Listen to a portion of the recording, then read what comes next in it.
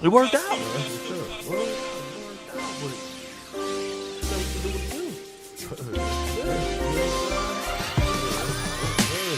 Like, to let you know, yeah, it was all pretty good.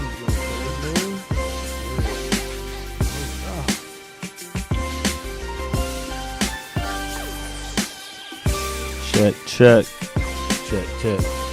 How your mic sound? Yo. Check. Check one more time. Yo. Yeah, check.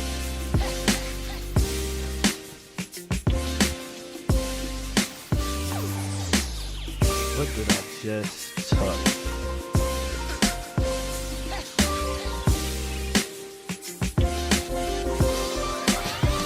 Why I felt like I touched the shot by accident, and I did. I made a shot move by accident, the double shot that we just had. How did I do that? I don't know how I did it. Okay.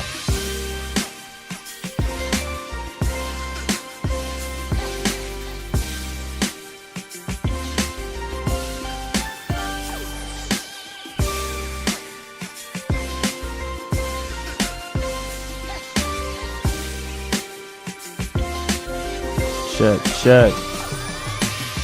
Shout out to my barbers and shout out to all my stylists, dude. Just went to the triple shot. We are Beards N Baldheads, your host Fat Lace. We gonna work on the shot right here. Or I might just bring the guest right here if we can't get it fixed, because you know he's a super dope fly guy. I'm your host. I'm your host Fat Lace.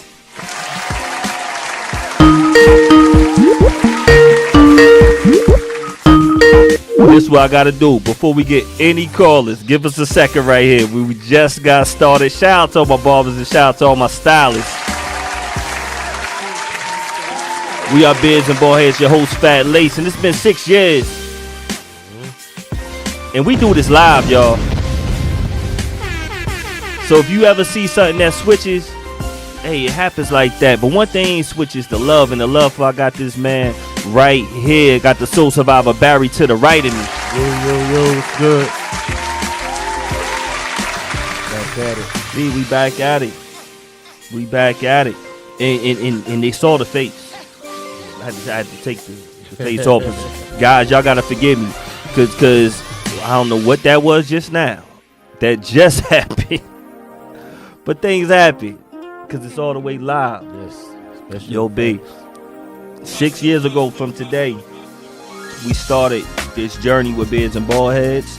And I'm gonna say we, cause it's been a collective. Whether I started on my own, I had a collective of people that has helped me out through this whole time. And our very first guest, I'm gonna tell you, reached out to me and said, "Yo, Jay, I wanna rock." He reached out to me, and pardon me, everybody who's calling, pardon for a second. We gonna open up the phone lines about 20 minutes. We're gonna let y'all know about 20 minutes. We gonna open up the phone lines, and the guest we have tonight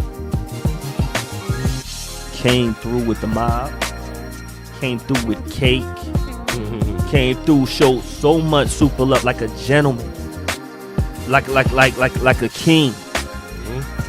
I ain't gonna say like a king is supposed to do.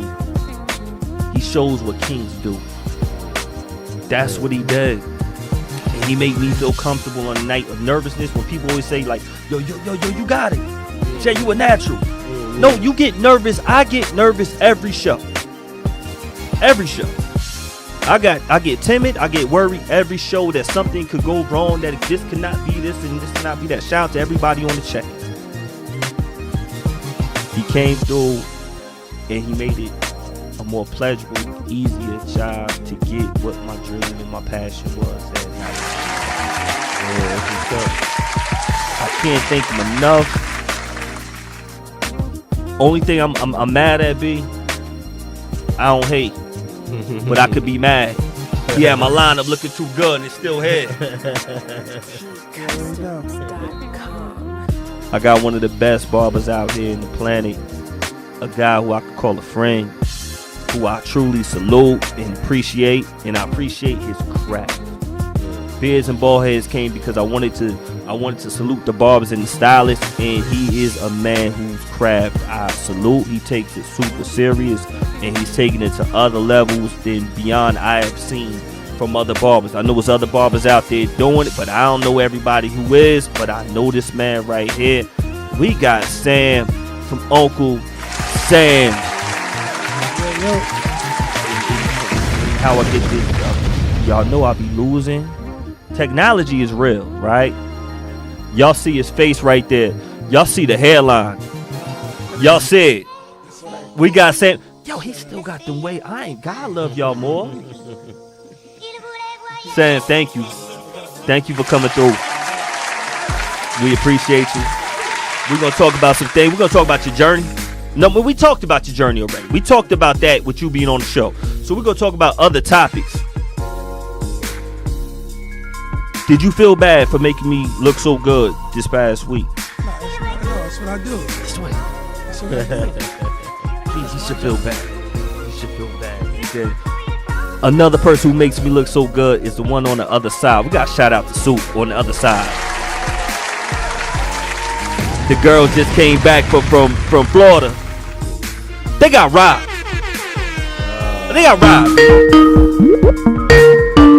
Hold up, I want to tell this. Call up.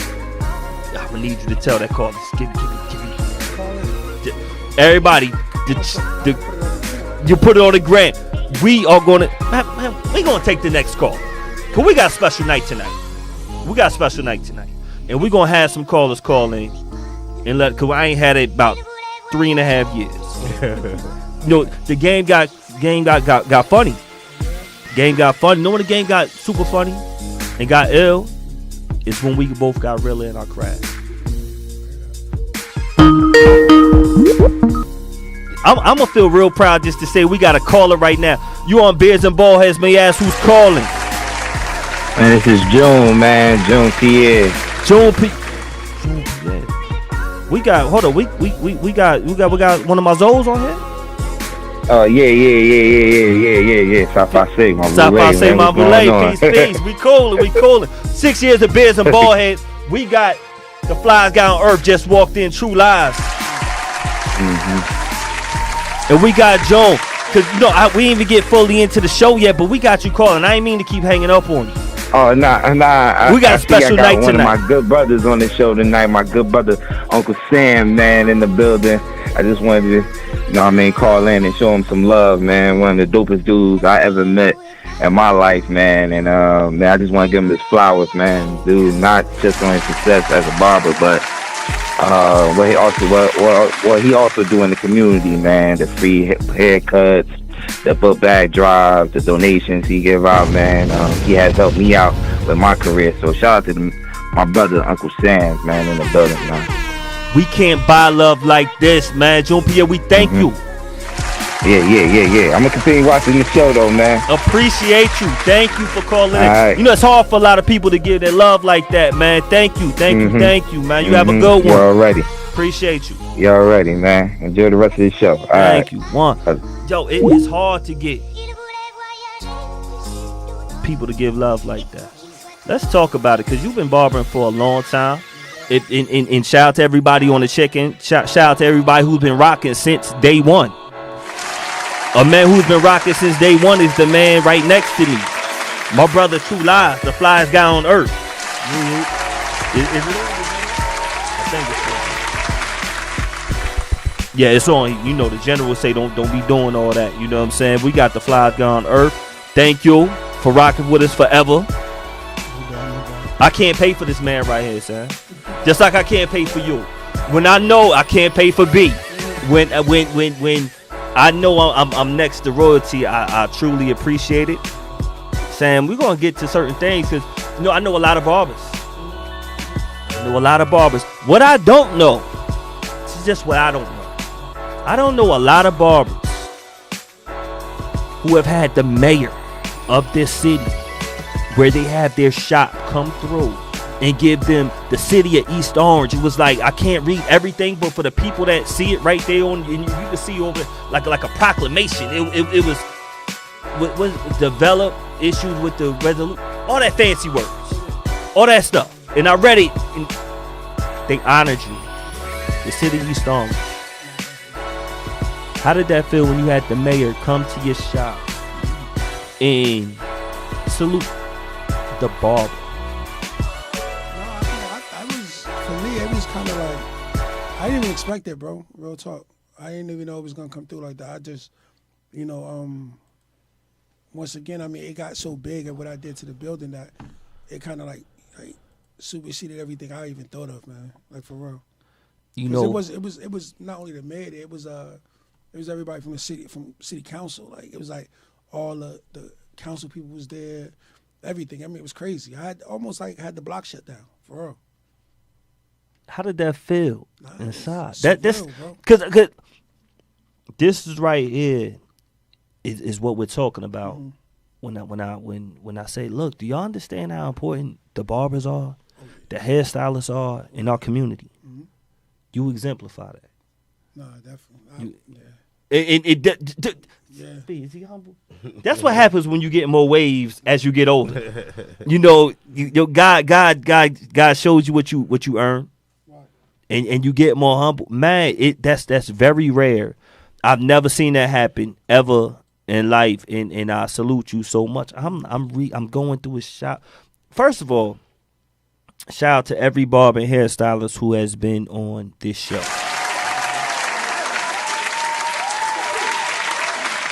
For everything that you guys do. True lies. I'm not telling a lie when I say this. The best shop, the best looking aesthetically. I get a point for aesthetically. I know we used that before. But I get a point for that. It's Uncle Sam's. Yeah. Barbershop. Okay. I was at the shop. I think it was on Tremont. Was the first one on Tremont? That's the first one. The first one was on Tremont. Mm-hmm. Where's his new shop? It's on 79 Hamilton Street. 79 Hamilton Street. It's on Hamilton and Clinton. Yo. I get to the shop. Before I even step in the shop, you see this artwork. Okay. You see the artwork. And pardon me if I don't get all the video right. Y'all going to see me posting it all week. This is what I see on the outside, and I'm missing a picture. Mm-hmm. Right here. Actually missing two pictures. I'm missing two. Yeah. I'm missing two. I wasn't sure if I sent Soup the video or if I sent it a picture. I sent it a picture. My fault. That's on me. Y'all going to see it again. Trust me. I'm going to post it on my page.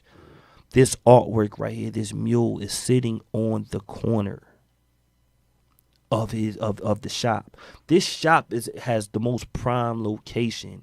It has how many schools around it? In total, if you count the daycare, there's 6 schools over there. So pretty much everything in East Orange, any kid, anybody, they got to go to that school. Yeah, if you live in that area, that's where you're going at. And you have to go by there, and you're going to see that mural.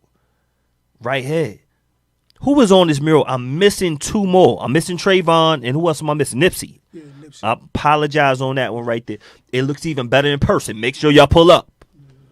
And it's blasting like that. And this is at nighttime when I took this, the video. You had the most magnificent shop outside and it's happened during COVID. Let's talk about that transition you made during COVID when a lot of barbers and hairstylists was out of work. Mm-hmm. What made you step your game up even more? Well, I mean, it was a lot of little things, but one of the main things was that you can hear me, right? So we get him good? Into them, all right. So one of the main things was that what made it so monumental is because I own the building.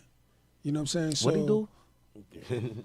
Yeah, so I own the building. Yeah, so I own that. So when I bought the building, I looked at the building kind of like from a way where it was sitting on the corner. So I wanted it to kind of represent me. You know what I mean? Represent everything I'm about, stuff like that. So that's kind of what that was about.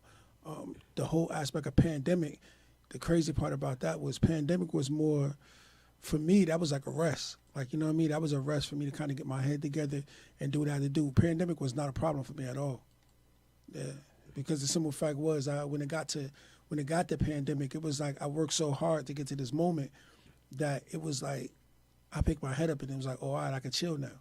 You know what I mean? So what I mean by that is like when I had my first shop, I worked 7 days a week. You know what I mean? So working 7 days a week, my reason for doing that was because I was like, it got to a point where I was like, I got to own the building. You know what I'm saying? Because this was your mentality before you even started. Yeah. I have to own gotta the building. Own it. Yeah, because the reason why is because it's just like anything else. Like, like Cam said in the song back in the day, I make this look good, you wasn't rocking it right. You know what I'm saying? So when you look at situations, as soon as somebody starts seeing you make money, as soon as somebody see you in a position where you it seems like you capitalizing, people step in, and when they step in, they kind of want to take control. You know what I mean? So it's just like somebody can have a dope ass jacket or a dope ass shirt in their closet. You know what I mean? And let's just say they don't even realize it's dope. You know what I mean? But you see it, you're like, oh, I could do something with that. So now you want it before he ain't care nothing about it. You know what I mean? Now you want it, and now he want to say, no, I got something for it. I want to keep it. It's the same type of situation. You know what I'm saying? So that's kind of how I looked at the ownership aspect. If I own it, I could do what I want to do to it. And during pandemic, that was the perfect time because I just walked through everything. I mean, I had a chance to kind of like, sleep during the day, watch all my shows, and then at nighttime, I just go to the shop and piece by piece, just put everything the way I wanted it. With people that are watching right here, he has different art pieces that's in here. This is the outside. It's other outside pictures that he does have, but this one, it's a few of them. It's a few of them all through the shop. You got art from the Basquiat. Talk about it. Black art. You got black art. It's black art because I feel like that's another thing too. Like I realize, man, honestly, I mean, I'm not saying all, but a lot of us culturally, we don't like one another. You know what I'm saying? And because of that, we see the blessing of a person. We could even see the aura around a person. And what we naturally do is we get intimidated by that. You know what I'm saying? We don't even look at that and say, let me pull closer to that. Let me see what that is. We get intimidated. And by us getting intimidated, we don't even realize, like, bro, like you blocking your blessing. I mean, that person right there, he could be learning from. So that's what I realized in the world. So that's why when I looked at my shop, I'm watching, like Latino take over everything. I'm watching Chinese take over everything. And I'm looking at it, I was like, yo, this is our culture. Like, so how you taking over something that's our culture? It's almost like it's being lost. So we don't even see nothing of black excellence. We don't even see that.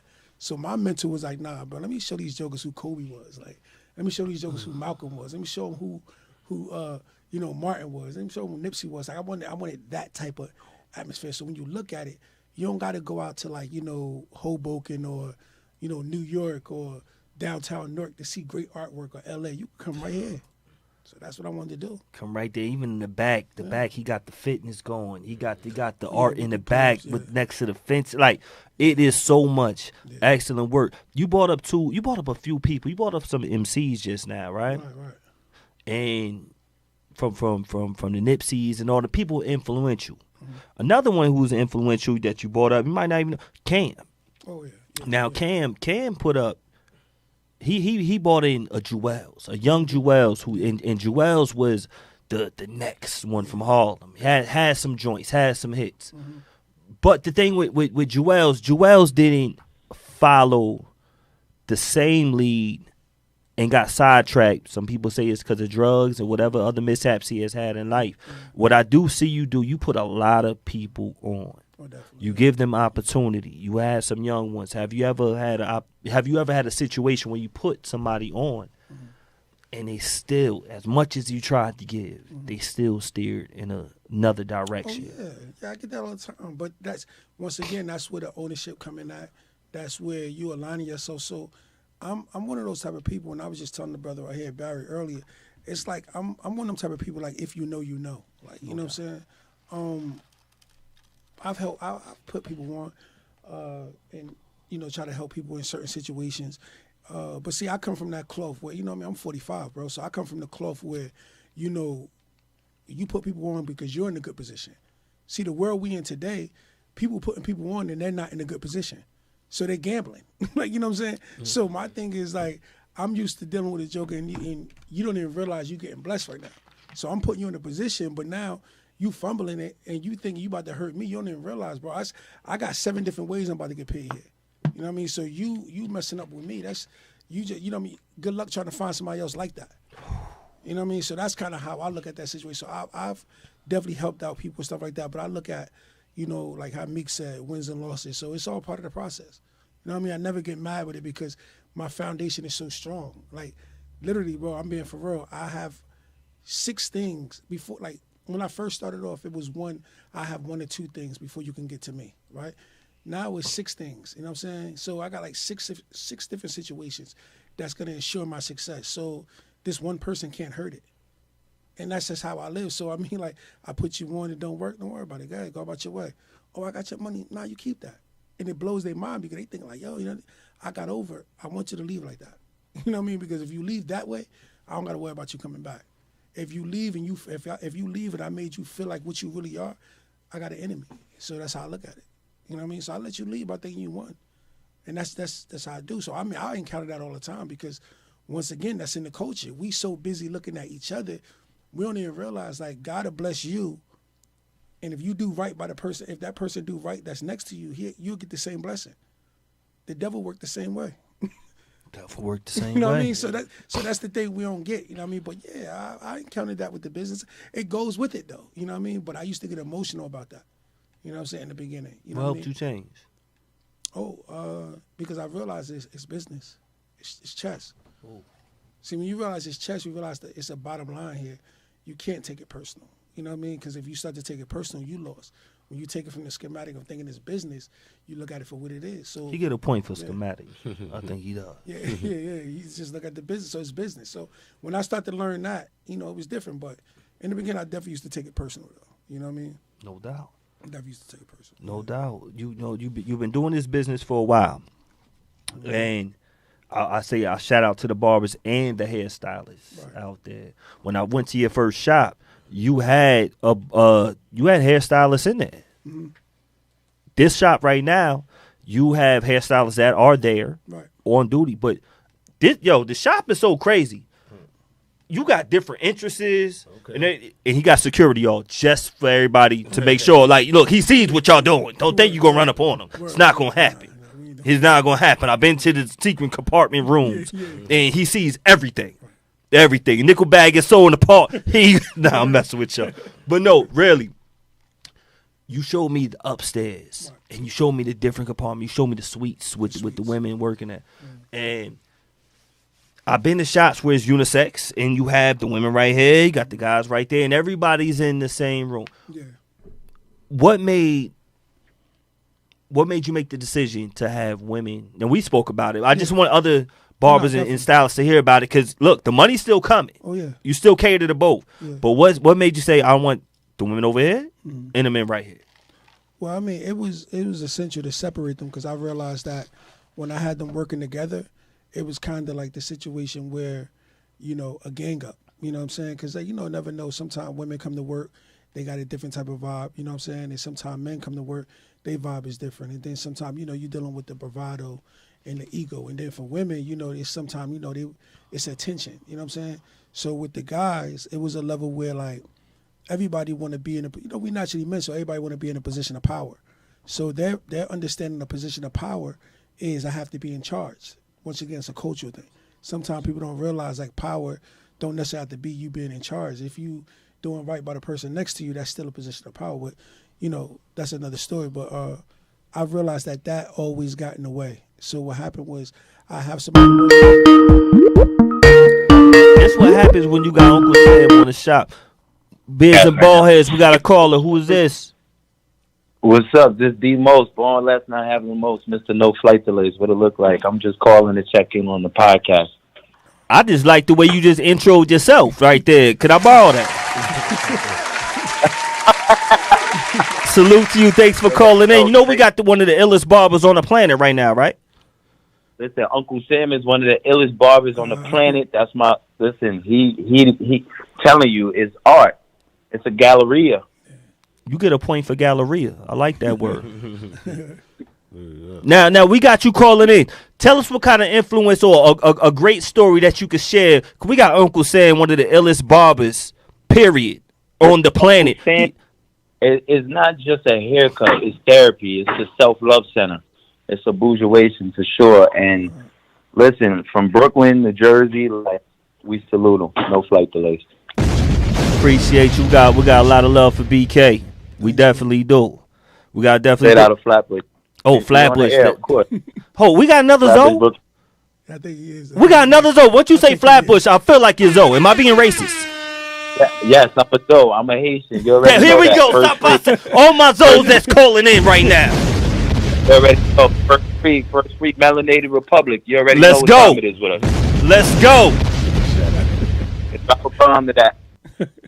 We drop a bomb on Napoleon. You feel me? So, yes, we do. Napoleon the Great, and I'm gonna sign out right there. We appreciate you for Uncle calling in. Best in the game. Self-care. Also playing Dr. Umar, dropping gems in the atmosphere. You could really learn for real. Thank you. Thank you so much for calling in. Yo, speaking of Dr. Umar, because he be having the whole internet shaking. Now, you know, I always respect the minds that are in the building right now. I got to know how y'all feel about this. Dr. Umar was talking about hip-hop 50 years, you know, and we salute hip-hop for 50 years. Man, shout out to the general. Shout out to everybody down with the station. BKS1 Radio. And he was talking about, and I'm sure True Lies probably can refresh my brain better. You be knowing that stuff. You be knowing about the Umar stuff? I don't know what he said. Yo, one thing he said, he was like, well, 50 years of hip-hop, what did 50 years do? They ain't do something like Dr. King. They ain't do nothing like a Malcolm X. Are you familiar with this quote? Yeah. And when I heard that quote, I got offended. I got offended because I'm like, man, 50 years of hip-hop, and we only talking 50. Right. But we got over 50 millionaires coming from hip-hop. Right.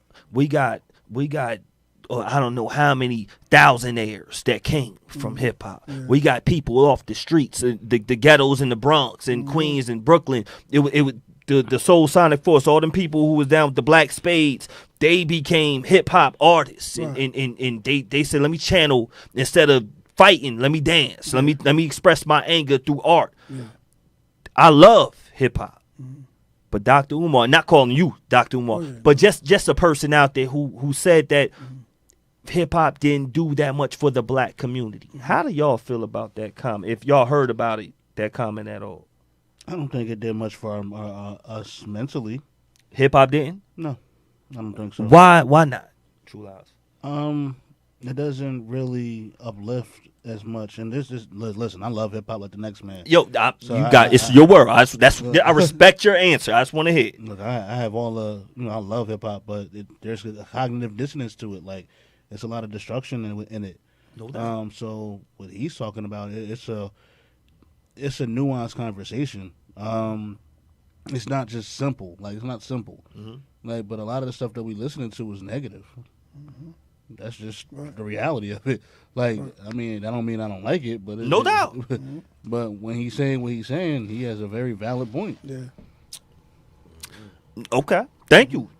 Anybody else who want to take the stage after that? I'm saying people outside of hip hop, if you're not directly involved in the business of it, I don't see how it enhanced your life outside of maybe emotionally sometimes. Yeah. Okay. I see, like, one of the things when I look about, kind of expand off what the brother right there said, and also what you were saying, what I look at is that, so I know exactly what he's saying, because when I first heard it, I thought two different ways, but then I had to really listen to what he was saying. And what he was saying, I get it, because so, like, when you really look at us as a culture, you got to really look at us from a place where, like, we're, like in my family, I'm considered first generation of wealth. So meaning, like, I have my own business and own property. So my son, he's not raised like how I was raised. I was raised kind of through a struggle. He don't really have, his struggle is not really there. You know what I'm saying? So his struggle has to be implemented. You know what I mean? So when I look at what Dr. Umar was talking about, it's like you got people like, let's just say, let's use Jay-Z. Like, when I look at Jay-Z now, of course, as a whole, I respect where he took rap to, but who we are as a people, we can't. Like, you can't get to that level and then act like pretty much like an old white guy, old rich white guy. You can't get like that. You have to be at that level where you have to realize that who you are is influential. You know what I'm saying? Where we've never seen that. So you have to build from a place where it's like you can't do stuff behind closed doors. You have to do stuff openly because we've never seen that aspect of hip hop. You follow what I'm saying? No doubt. So that's what I mean from that level. So when you look at right now, when you haven't, you know, like, of course I love hip hop too, but the quality of music today ain't the quality of music. Like I said, from my age bracket, how I grew up, you had an option. Everybody had their own style. Everybody had their own cadences when it came to rap. So you knew who the Foo Snickers was. You knew who the Native Tongues was. You knew who was like, you know, Das Effects or coming into like Mace and Biggie and Locks. You knew who these people was. It was different. You even knew the people that listened to them. You could tell the way they dressed and how they moved. So now today's it's like everybody's talking about an op. Everybody talking about drill. Everybody talking about even with the Sexy Reds and stuff like that. You know what I mean? My coochie. My I be hating to defend her, but I can't let her get killed like that. Yo, it's just like her. She ain't the only one. It's just like, why coochie make them laugh so much? Is that still a word that make us all still laugh? It's just a shock. It's just a shock wave statement for you to hear. No doubt. But I don't think so. I think so. That's why I think it's so popular. I'm not saying it's a bad thing. I'm just saying, I don't even think it's a bad thing. I'm just y'all saying. era had Put It In Your Mouth and Luke and Lil Kim and. But you know, no. Even those were still shockers. Yeah, When you heard it, like it was shockers. You had them, but the thing was, like when you heard a Lil Kim, you knew that was a Lil Kim. Like that wasn't a way that women had their rap to be put on. Because at those times you had Foxy Brown. You also had Queen Latifah. You had MC Lyte coming at those times. So with those coming out, it was like Lil Kim was Lil Kim. You know what I'm saying? No and doubt. she was nasty. Like this how you spoke, right? We like that nasty. I you did. had other rappers, Salute other to the female nasty. rappers that didn't use that. Like this is a formula Peace right to now. Syph Man on That check. they have to use that. It's a formula that you have to talk about that stuff. You know what I mean? Like look, what's the girl now, Scarlett? She's now like she came out talking deep. Now she talking like You know what? Op stuff. What I don't want to get lost in translation is when I say the hip hop, because it's 5 elements. Mm-hmm. It's all the 5 elements, and right now in your shop, one of them elements is graffiti in the art, and you still exemplify that. You still keep that alive with the same time. Cause we talked about what Dr. Umar was talking about. You know, the Martin Luther Kings and people in Malcolm X's. You have this on your wall, and you still got Nipsey on the other side. Forgive me, y'all. Y'all need to pull up to where we need to pull up. 79 Hamilton Street. 79 Hamilton Street, Jersey. East Orange, New Jersey. And y'all can see this whole, y'all can see the whole mural. You exemplify that from the Nipseys to the Martins, and you have this all, and it's a hip hop way of showing it. No, because I mean you got to realize. I mean, I'm the age of hip hop. I'm in the culture. Absolutely. So really, that's why I just want people to know you are the culture Yeah, still. So when you see, that's why like if you see my father, he wasn't like how I am right now because he wasn't in that culture. It was a different culture before. Before us, he was more like the Marvin or the James Brown type thing. You know what I'm saying? But that's what that is. So I always try to marriage it because I want people to realize like there's a reason why I put Kobe and Nipsey at one and Nipsey at the other, and then I got Malcolm and Martin in the middle. You know what I'm saying? The reason why they was in the middle because I'm trying to draw the younger ones to look at the, still keep it there. So that was intentional. But using hip hop to bring us all together. But not to defend Dr. Umar. I mean, he definitely could do his own thing. But I'm saying I understood what he meant. He didn't actually take a dig at hip hop. He was pretty much saying, from my understanding, he was saying that Malcolm and Martin, he was saying in that time span of living, this is what they was able to build for a movement. No doubt. He's saying that in the 50 years of hip hop, he didn't see a movement outside of saying that you're able to make money. And if you make money, you can make money and you could be rich, but you can't make money and make your neighborhood or make your culture rich. That's what he was saying. Now he's saying like the people that make money today, the billionaires today, that's in rap, that came out of rap, they can't use their money to move us forward as a culture. They can only use their money to make themselves rich and live well. You know what I mean? And if you look at it like that, it do seem that way. You know what I'm saying? Like, when you look at like, prime example, if you see where hip hop did and how many people would check out the neighborhood, there should be something in every major city that is a direct connection from hip hop because it be. made people rich. You understand what I'm saying? It should be. But to be fair, that's a much deeper discussion. No, definitely. We see it out here. No, it's definitely deeper. With the graffiti on the, or what we got it on the the man, mailbox we things. got murals. Murals. Shouts to Lyle. Shout out to Lyle. But, No, it's definitely a deeper conversation. It is. But over the overall, it's just like so.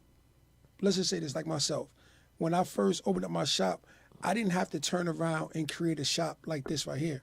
So when I created the shop that I created like this, I created a shop like that because my attitude was I wanted to give that young kid that was black, Spanish, or whatever, of color, when they walked by my shop, I wanted to give them something of culture.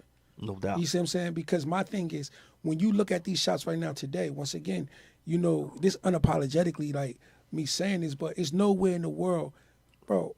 I moved to Plainfield when I was in 95. Bro, the way Plainfield was compared to where I came from North, bro, this was beautiful, bro. Like, Thank beautiful. you, Saif. Bro, it was only one section where, you know, Spanish was at, and that's not a dig. I'm just being honest. Okay. That was right there by the McDonald's. Yeah. So my whole thing is, when I come here now, when I came here back then, I actually seen people living well, very nice houses. Mother probably a school teacher or a fire exec or somewhere like that, and people was doing well like this. I mean, and you knew where the neighborhood was at. I could walk from the east and the west without no problem. Like, it was like that. To where I see where it became and what I saw how when I come in here now and I'm looking down Front Street. First of all, Front Street, when I was younger, that little downtown area, I'm talking about when they had the record store over there. Yeah. My man used to bring everybody from over there, you know what I'm saying? And I used to ride down that. That was like a strip to ride down. You know what I mean? With the car and the slow ride. Now you ride down that, and I'm looking like, yo, what is that? Like, You don't. It's the culture. so that's what I mean. And I'm saying, like, somebody may look. I'm not taking a dig saying it's necessarily a bad thing. I'm not saying that either. I'm just saying that it's very rare that you actually see areas that we own, that we thrive in the area, and it's affluent. Like, outside of when you go to D.C. or you go down to Atlanta, like, you know what I mean? You can see us doing well. No doubt. That's how Plainfield was at one time. You could see us doing well. So when that's what I mean by when I say, you know, we had barbershops out here that I can remember from Dow's Barbershop. He had a barbershop on Front Street at the end. His name was C. It was next to my mom's. My mom had a restaurant out down there at the time. It was another barbershop that was over called Ghetto Styles. You know what I'm saying? Shout out that to was Crush. over Shout here. out to James. Yeah, like, you know Keith. what I mean? Right, Keith praying them. So like this is what I saw. I didn't see no, you know what I mean? So like I said, like them type of, I didn't see that. So now when I go, I'm like, damn, like, you know what I mean? So that's what I mean. I feel like sometimes we so open with our culture, and we so afraid, we so open with trying to be multicultural that we don't even realize we lose ourselves in it. So with my barbershop, I try to keep that culture where you come there, you be like, nah, black man own that. Yo, he in there, he don't gangbang, he on trap. Yo, he in here, he get fly, he cut, ain't here about his business, and nobody goes over there with that. Like, real talk, like I put a blast out, told people I was at the show, but bro, for real, if you talk to people from my neighborhood, they'll be like, yo, honestly, like, yo, son shop, like, if you was in a gang or whatever, you didn't go there with that. Like, this shit was like Switzerland. Like, Uncle Sam's shop was like Switzerland. Like, we didn't even, like, bro, we may be still alive because we was at Uncle Sam's shop. Like, arguably, these dudes would say that. Like, you know what I'm saying? And I didn't even know I didn't even know I had that type of influence until it actually was done. You follow what I'm saying? Yeah, no doubt. What I didn't know your mom had a restaurant. What kind of influence did that play on you to be a business owner?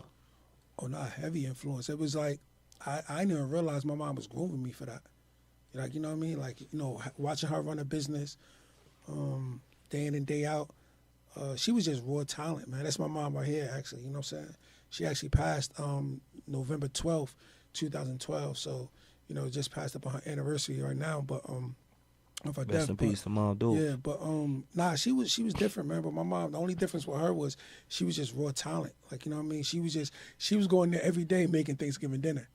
And people wasn't eating Thanksgiving dinner every day. So she was getting to a point where she was giving food out type thing. No like, doubt. yeah, but she was. So watching her do that, and seeing that was kind of like my way. Like, oh, I like that. You know what I'm saying? But I never thought I would do. They calling when they got Uncle Sam in the building. We are Beards and Baldheads. Who we got on the line? This is Mr. I'm at Mr. 145. Mr. 145. This is the Mr. 145 that I met at the shop the other day.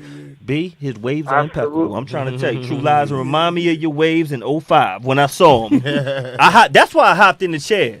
Because I thought he was going to bring my waves back. Mr. 145, what's going on, baby? First of all, man, I appreciate everything you're doing, man. Thank Showing you. love back. Wait, is Sam there? Sam is right here.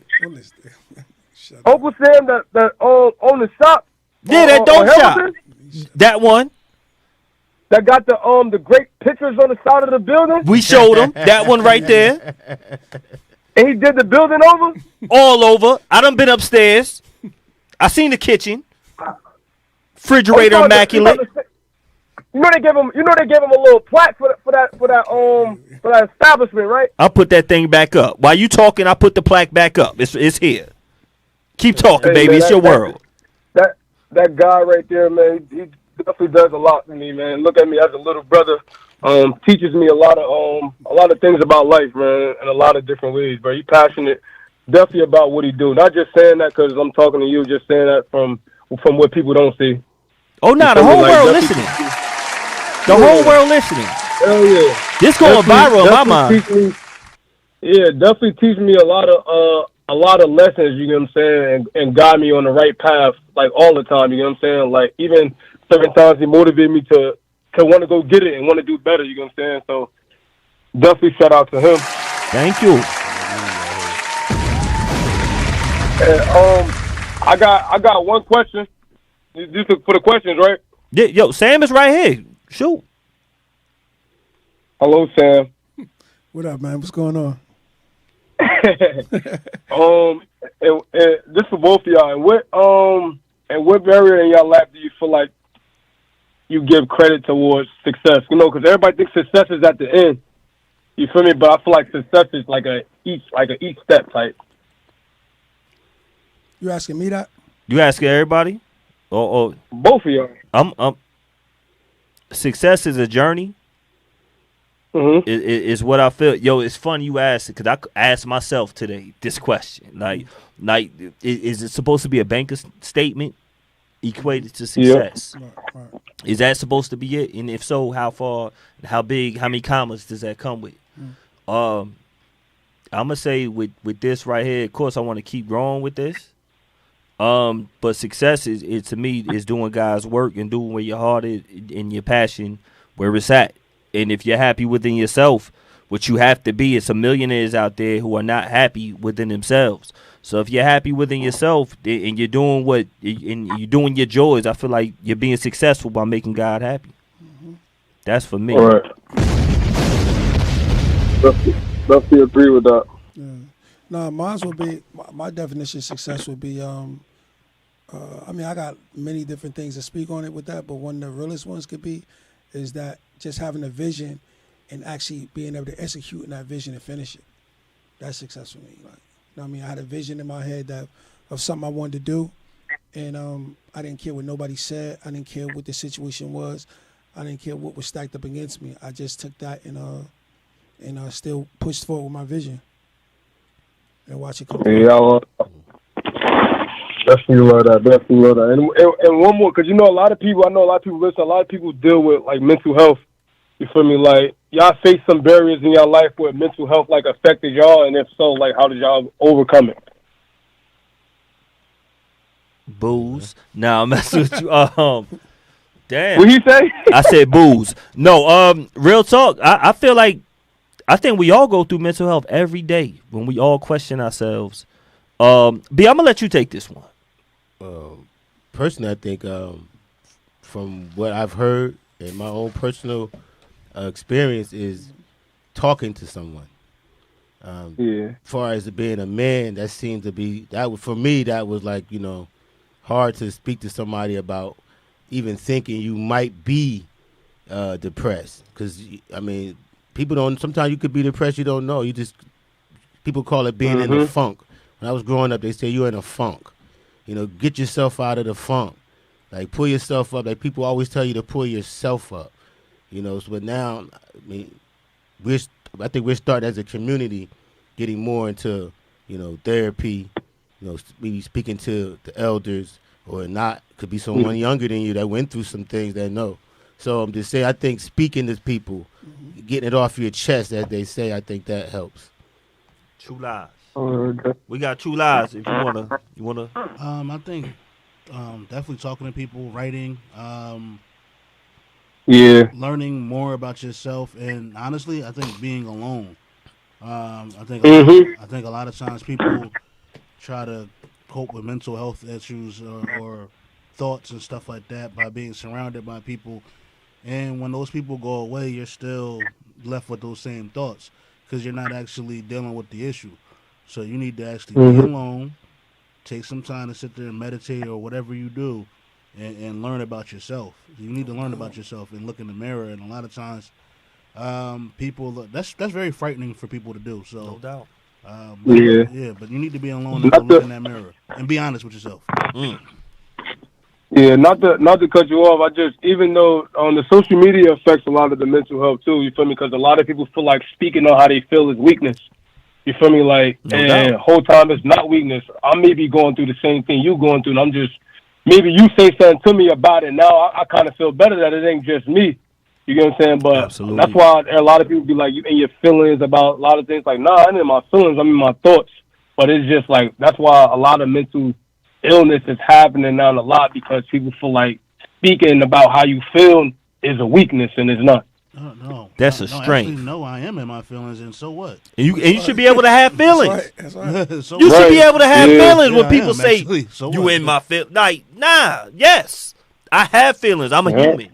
Yeah. Humans should have feelings. Yeah, that's the problem right there. Like, hell yeah, I'm in my feelings. Something's wrong with you if you don't have feelings. People like, you have should to love something. People need to get back into reality.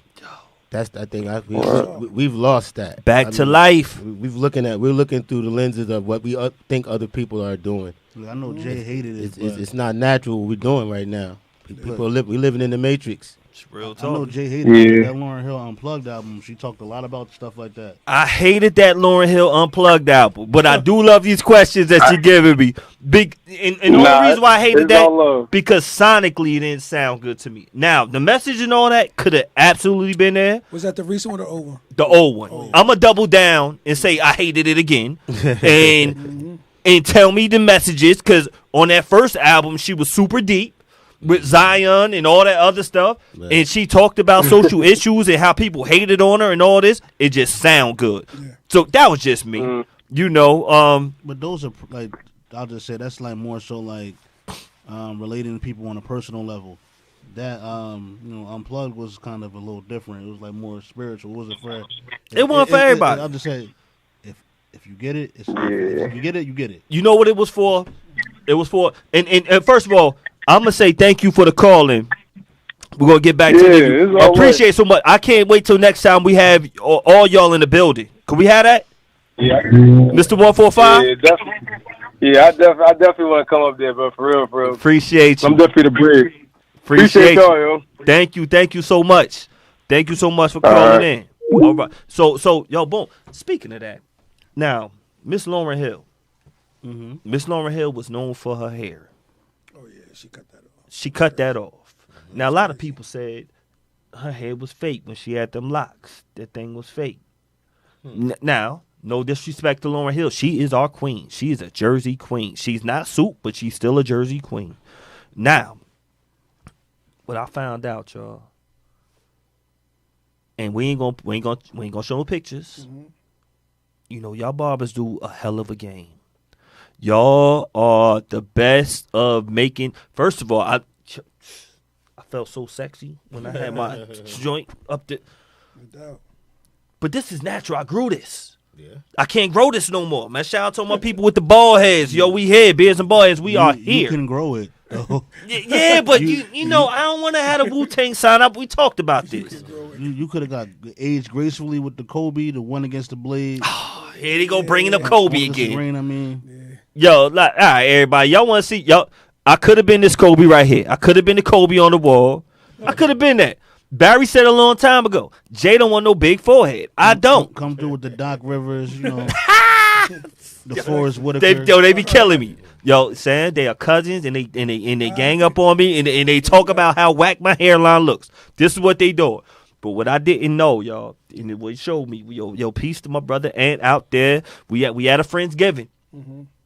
He said, yo, man, Jay, let me show you. And he shows me the fake beard, y'all. I didn't know. Yeah, I done did that to a few people. You done did it to a few people when you top two.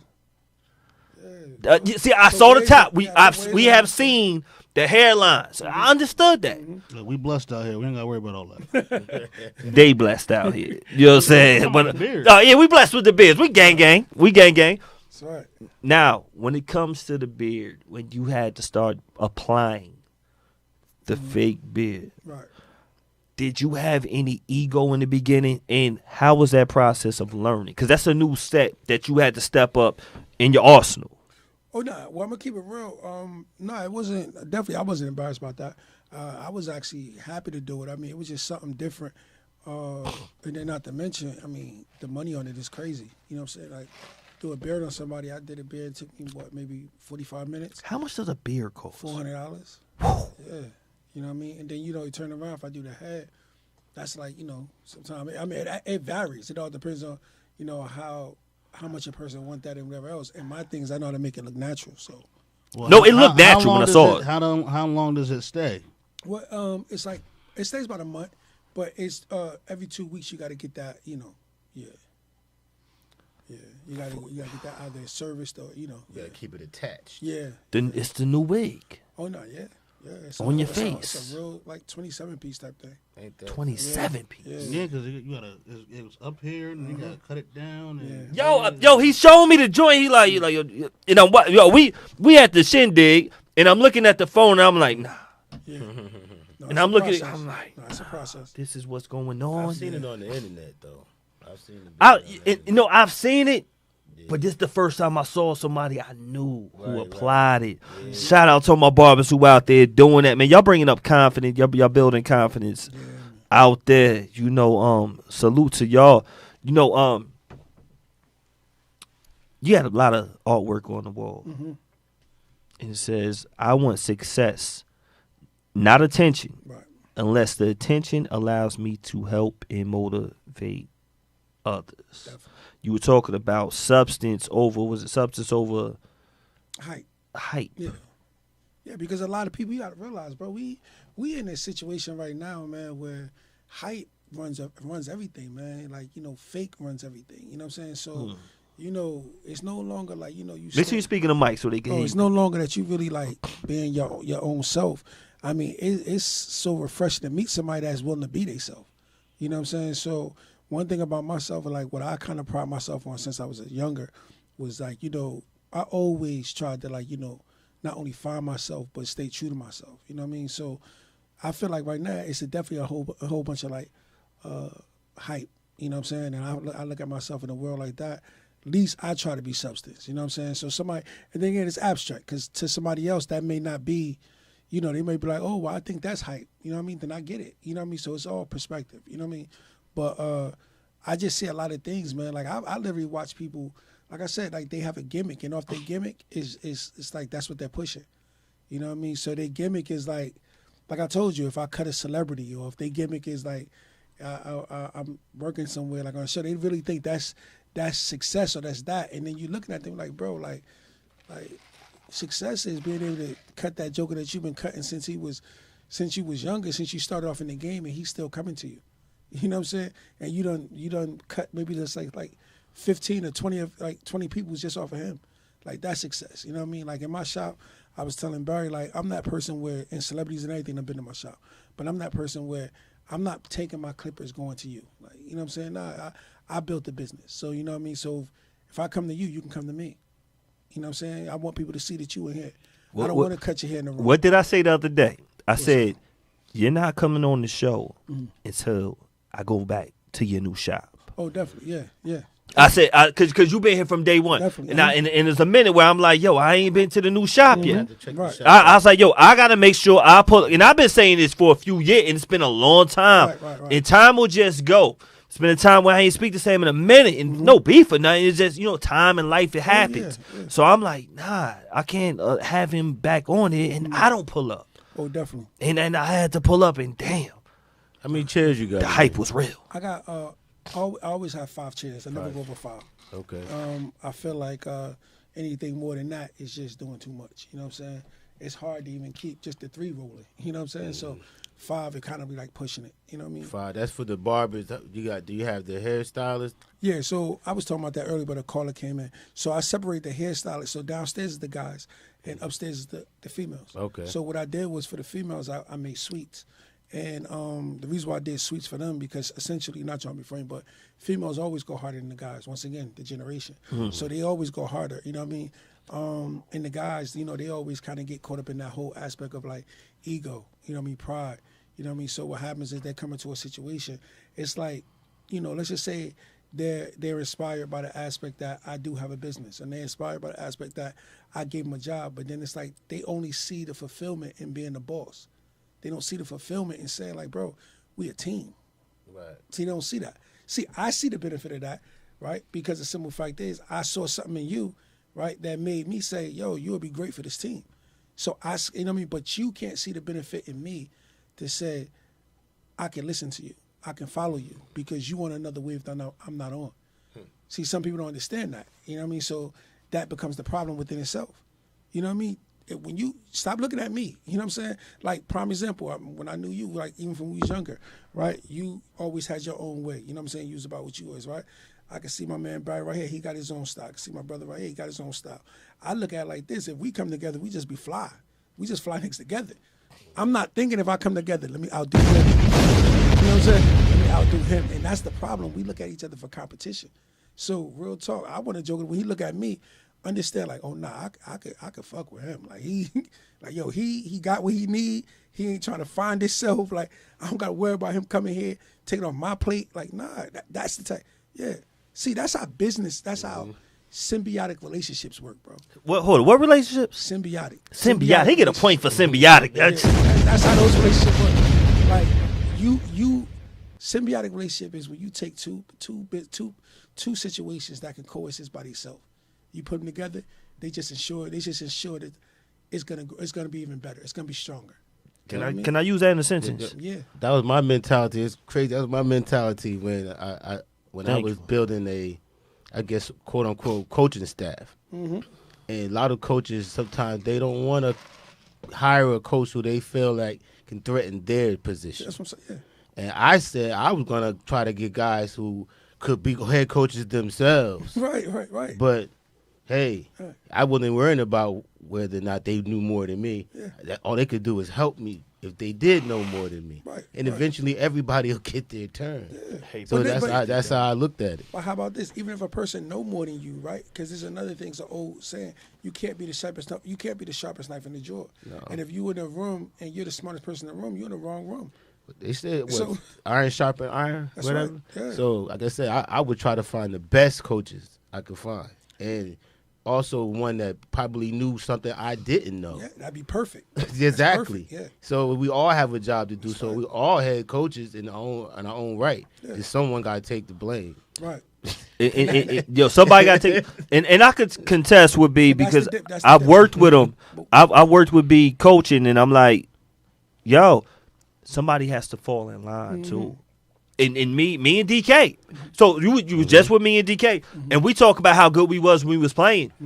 But I could tell you what we wasn't. Right. We weren't as skilled as a coach as B. Yeah. And we both worked with B, but I'm going to say respectfully say under B, because we learned. Right. And we're like, oh, this is what it's supposed to be. We've had head coaches that we've been coached by. Yeah. And then we see somebody, whoa, you know more than him. Yeah. And we're adults now, and we understand, like, yo, it's others that know more. And it's cool to fall in line. Bro, I'm going to tell you like this. Respectfully. Idealistically, bro, I love situations like that.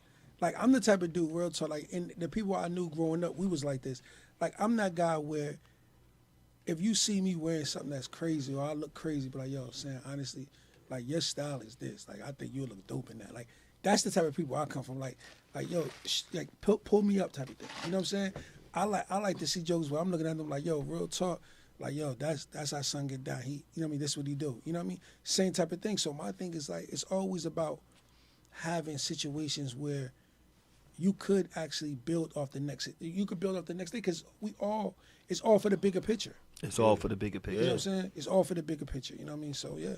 I see that all the time when I see your crew, TJ. When know you're dope. I'm saying it right. I love that when I see y'all. If you don't know, Sam, one of the best photographers on the planet is right here, True Lies. True Lies. And every time I see you, when I see Farron, when I see y'all getting busy, and who else am I missing? Nobody takes pictures. Nobody else to take pictures. Who else part of the team? I mean, LJ. Peace to LJ. Peace to, you know. I just want to make sure I shout out the whole team. But especially you and Farron. Knowing y'all forever. The best of friends. And y'all get busy with that camera. And y'all handling business. It's hard. TJ has seen me with friends coming up. He's a few years younger. Okay. You know what I'm saying? I'm a shorten the years every year. Yes. You know what I'm saying? I'm a shorten the years. But he has seen it not work. Okay. He has seen the Eagles. He has seen fights. He has seen that. And you always want to grow better. Oh, yeah. You always want to grow better. Yeah. And he has seen us work. He has seen, he's part of the family. He has seen family members who would all come together, say with the LJ. And we all sacrifice to make for a bigger cause. But yeah, seen it with other family, with friends, other family, or like family. Now, and so when I see him, when I see Farron, when I see Ricky Shubio, when they do what they do, I just love seeing the unity of what they do and make it come together. You know, respect that wholeheartedly.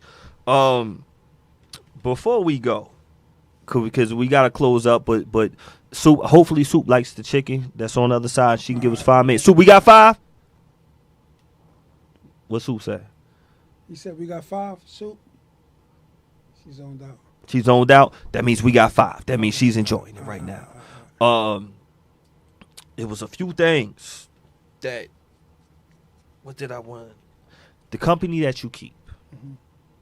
We talk about you owning the shop. Mm-hmm. You've been to a lot of. I ain't gonna say a lot. Mm-hmm.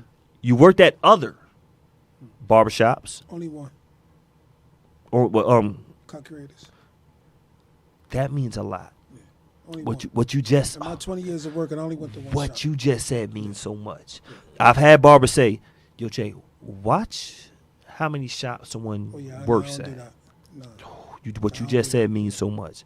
You only worked at one. Yeah, let me say, you're affiliated. You know other barbers. Mm-hmm. Correct. Oh, yeah. Thank you. You know other barbers. Yeah. But that doesn't mean you worked at a lot. Yeah. You just took yours to another level when you said, yo, let me own it. Who influenced you to say, I have to be an owner? Mm-hmm. Well, no. So everything is a growth pattern, right? Everything is me building and seeing things in life, right? So what made me want to own the shop was because before I bought the shop, I bought property. So I own a house. You know what I mean? So make sure you speak in the mic so they get. Yeah. So before I bought the shop, I bought property. So how that went was, opened up my shop. I was running the shop. Shop was going good. I.e. going back to the whole aspect of saying like, me being the only person in the shop, I turned around and I said, yo, I'm overworking myself. You know what I'm saying? I'm not, when I get out of here, my back hurt, feet hurt, everything. So what I said was, I got to work smarter. So I started to hire people. Then when I started to hire people, it was frustrating for them. You know what I mean? Because I was doing a cut that was more sought after. So people was coming to my shop for that cut, and they only wanted me to cut it because because the way I was cutting. So what I did was I had to take a variation of my cut and show a person just so he can be able to make money. You know what I'm saying? Which I was willing to do that because there was a price on that. And my thing was I didn't want to sit there and just be cutting like that. So my thing is like I started to show the guys that I was hiring.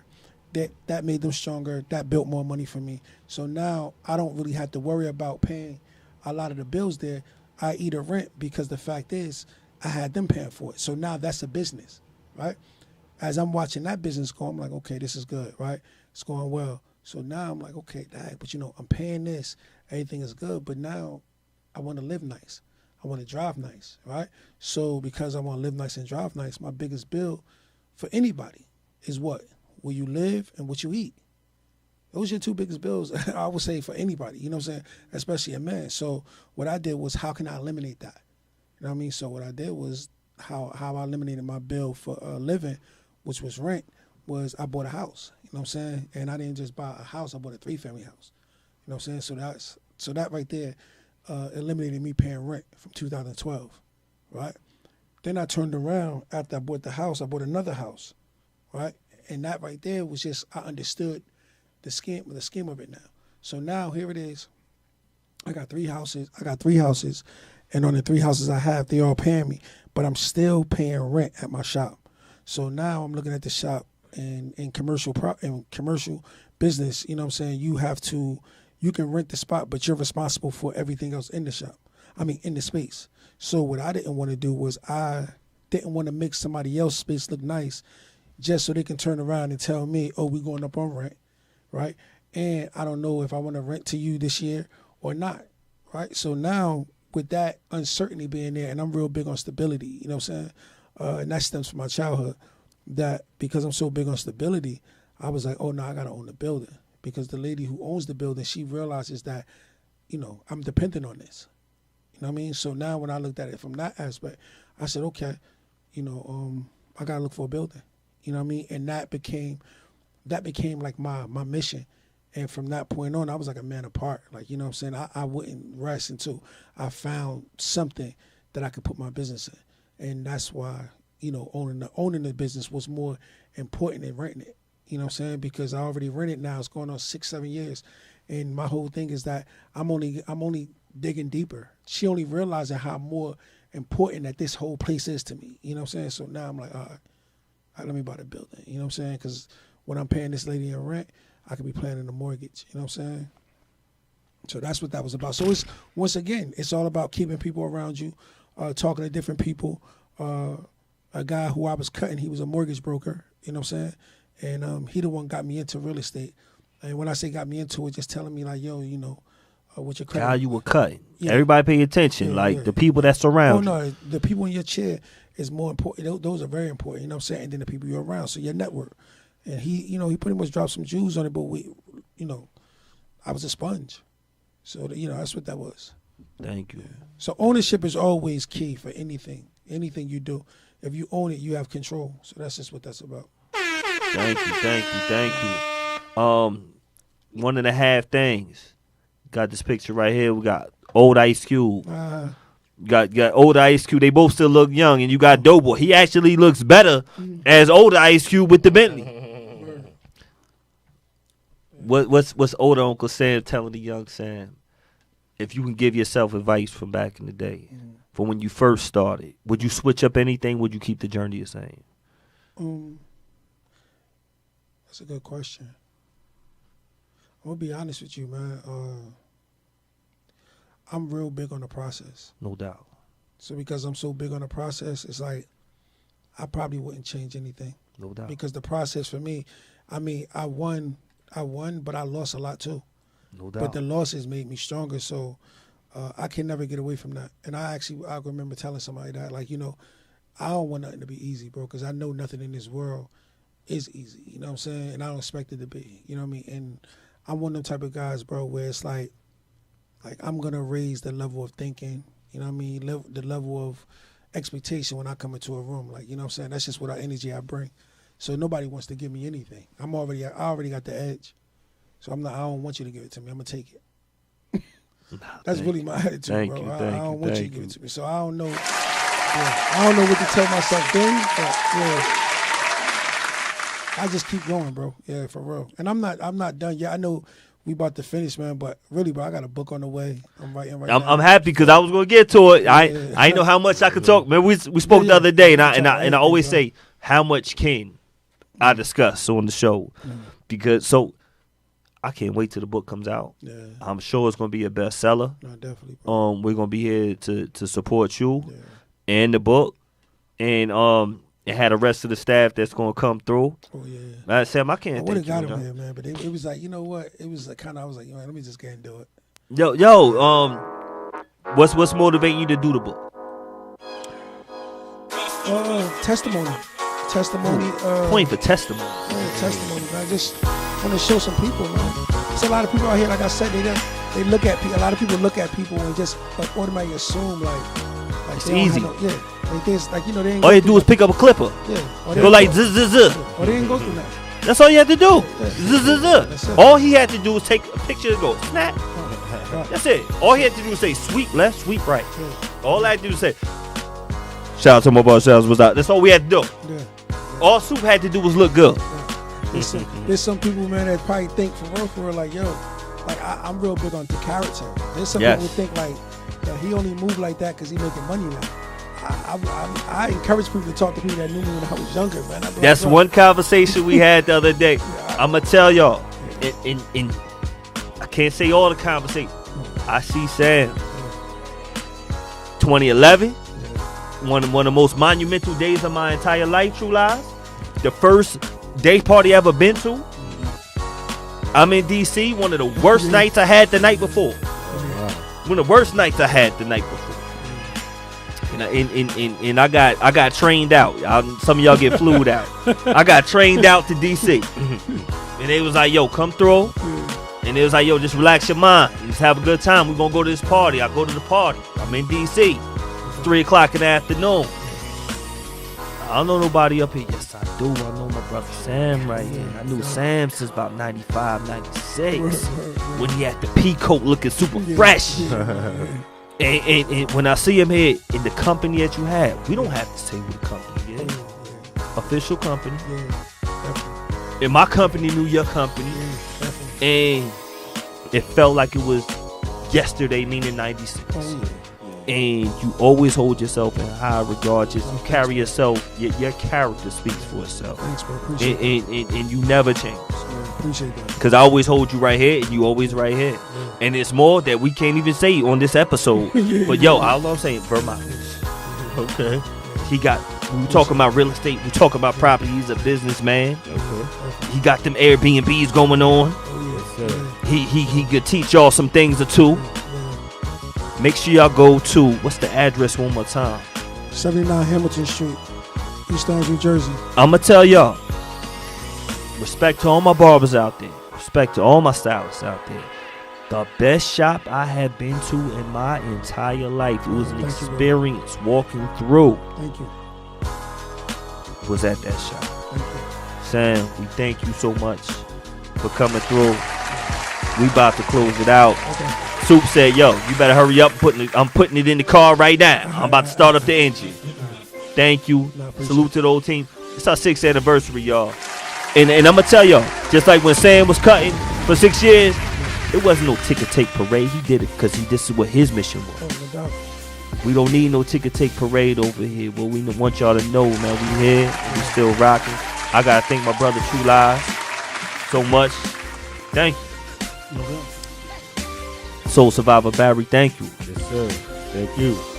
Cousin D, T, G Money, Jock, anybody who has been a part of this journey, DJ Punchy. Am I missing anybody, y'all? Anybody? OC. Shout out to OC. Who else am I missing, y'all? Jade. Damn, thank you. Shout out to my sister Jade. Shout out to everybody who has been a part of this journey. Soup, thank you so much. Soup, you gonna get on the mic? She gonna send the love from over there. Thank you, everybody. We're gonna be here next week, but we gotta thank y'all. And it started from our first guest who made me feel. Yeah, I got your back. Yeah. Sam, thank you. Thank you so much. We are Beards N Baldheads, man. Make sure y'all go to Uncle Sam's. He gonna make y'all look super good. If y'all need a beard, this is where to go. Shout out to my boy Josh too, man. He holds it down for me. Shout out to Josh. I can't wait to have Josh on too. We had a great conversation. when I left, my phone wasn't charged. He said, "Yo, here we go for y'all Droid users. Here, go right here." Yeah. Me and him had a great conversation. I definitely want to shout him out. He definitely been there with me. He go hard for me. You know what I'm saying? Definitely an extension of the shop. Yes, indeed. Do very well. It's crazy because he was supposed to be here, but when I looked at the text message, I seen the text message too late, and he was like sitting there whistling, but. I was like, bro, I apologize, bro. Oh, man. Nah, yo, first of all, this your home right here. We here for it. Yeah, no doubt. We here for it. And oh, man, I can't wait because we talking about his podcast that we have. Yo, look, we here for it. We are here for it. Definitely got game up here. He definitely dope dude, you know what I'm saying? Yes, indeed. Great barber, you know what I mean? And definitely he represents Uncle Sam everywhere he goes. So yes, love him and appreciate him for that. So big shout out to him. Anybody want to go get a haircut by him too? His name is Mr. Black Gloves. Mr. Black, I just started following. Yeah. Mr. Black Gloves. Mr. Yes, Black indeed. Gloves. Shout out to my barber. Shout out to my stylist. Shout out to the whole BKS1 Radio family. Check us out. Y'all be on the Al Show tomorrow, man. We hope we closing it out for this whole series that we got with my girl Toya. Al Show 7 o'clock tomorrow. Me and Terry Nunn. We gonna hold it down. It's gonna be there. Sue, why you laughing over there, Sue? Yeah. And they want to see your face. They gonna want to. Also, too, let me give a big shout out while I'm here. Yes, indeed. My fault. Say, who you gotta get shout out? Big shout out to Mr. 145. He calls you funny dude, bro. Like, I mean, I definitely see him doing some big things for real. No doubt. Been knowing him over 12 years, bro. He's a child of me, but he always come to the shop. You know what I mean? Definitely low, bro. You know what I'm saying? But great dude, man. Gotta look him up. Look him up. He does this whole segment of Mr. 145 on the scene. Back to you, so he do all that, but funny dude though, yo. Dope. Dude. You keep the best with you. You keep the best with you, man. Sam, once again, thank you. Shout out to everybody at Uncle Sam's Barbershop, and it's a salon. They got the sweets up there. Shout out to y'all too. I done seen it. Oh yeah, I'm gonna run their name down. You got Reed Looks. You know what I mean? Mm-hmm.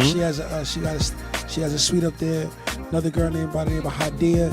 She's up there, real good at what she do. Another girl, Shonda. So. Yeah, it's some girls up there, you know what I mean? Another girl named Zoe, so... Some women. Yeah, they do what they gotta do. We don't want to get them offended. Yeah. You know, people get offended now. Definitely women. So some beautiful women, some dope women. I ain't even see y'all pics, but I'm just going to say y'all beautiful. Because y'all rocking with the best. We are Beards and Baldheads. We going to see y'all next week.